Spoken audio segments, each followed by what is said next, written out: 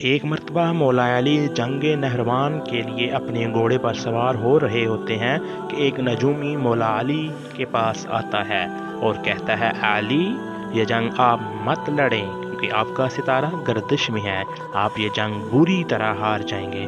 مولا علی علیہ السلام اس کی بات سن کر گھوڑے سے نیچے آ جاتے ہیں اور اس نجومی کو کہتے ہیں، اچھا، تم ستاروں کا حال جانتے ہو؟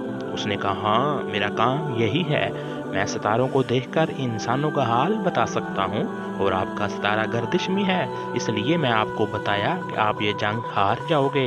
مولا علی نے اس نجومی کو کہا، اچھا، وہ سامنے ایک گھوڑی ہے جو پیٹ سے ہے، بتاؤ اس کے پیٹ میں نر ہے یا مادہ؟ اب وہ نجومی خاموش ہو گیا۔ مولا علی نے کہا، تم تو کہہ رہے تھے کہ میں ستاروں کا حال جانتا ہوں، یہ تو تمہاری نظروں کے سامنے ہے، تم اس کا حال بھی نہیں جانتے۔ مولا علی نے کہا، اچھا، بتاؤ کون سا ستارہ جب ٹوٹتا ہے تو اونٹ پر ایک حرکات ظاہر ہوتا ہے؟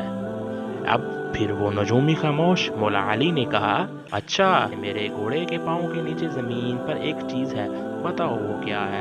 نجومی خاموش۔ مولا علی نے کہا، تم آسمان کے تو کیا زمین پر تمہاری نظروں کے جو سامنے ہے وہ بھی نہیں جانتے؟ سنو اے شخص، میں علی ابن طالب اب تجھے بتاتا ہوں، علی کی زندگی کی سب سے کامیاب یہ جنگ ہوگی، میرے 10 لوگ بھی اس جنگ میں شہید نہیں ہوں گے، میرے مخالف کے 10 لوگ بھی نہیں بچیں گے۔ پھر تاریخ نے لکھا، جنگ نہروان میں مولا علی کا کوئی ساتھی بھی شہید نہیں ہوا تھا، مولا علی کے مخالف کے صرف 9 آدمی بچے تھے۔